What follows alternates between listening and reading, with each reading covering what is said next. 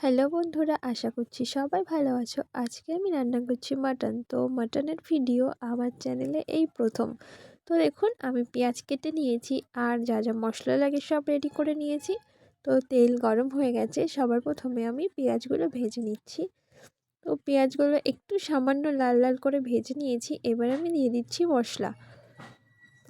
মশলা দেওয়ার পরে একটু কষিয়ে নেব। তো মশলা কষানো আমার হয়ে গেছে। এবার আমি দিয়ে দেবো মাংসগুলো। তো মাংসগুলো দিয়ে এবার আমি ভালো করে কষিয়ে নেব, যেহেতু মাটন সেই জন্য অনেকক্ষণ ধরে কষাতে হবে। আর আমি প্রথমে মাংসগুলোতে লবণ আর সামান্য হলুদ মাখিয়ে রেখেছিলাম।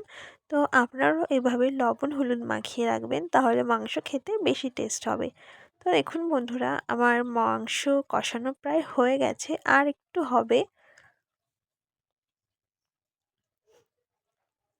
এবার দেখুন বন্ধুরা, মাংস কষানো একদম কমপ্লিট। তো এবার আমি পরিমাণ মতো জল দিয়ে দেব, যেহেতু এটা মাটন সেই জন্য জলটা একটু বেশি দিতে হবে। তো জল দিয়েছি, এবার আমি ভালো করে নাড়াচাড়া দিয়ে একটু ঢেকে দেব।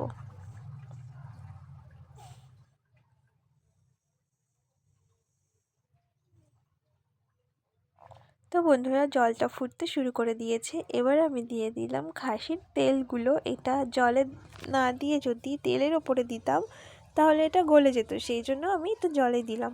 তো বন্ধুরা, আমার মাটন এদিকে কমপ্লিট হয়ে গেছে। আমি গরম মশলা দিয়ে দিয়েছি। এবার আমি একটুখানি নাড়াচাড়া করে নামিয়ে নেব।